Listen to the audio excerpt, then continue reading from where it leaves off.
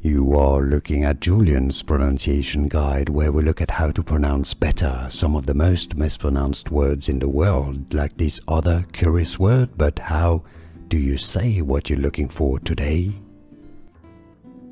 We are looking at how to pronounce these names, as well as how to say more interesting but confusing biblical names that many mispronounce, so make sure to stay tuned to the channel.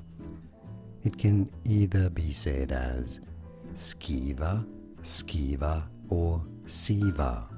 In the Bible, it's generally referred to as the sons of Sceva. Here are more videos on how to pronounce more confusing words and names too many mispronounced. Like this video if you found it useful. I appreciate your support. I'll see you soon, and thanks for watching.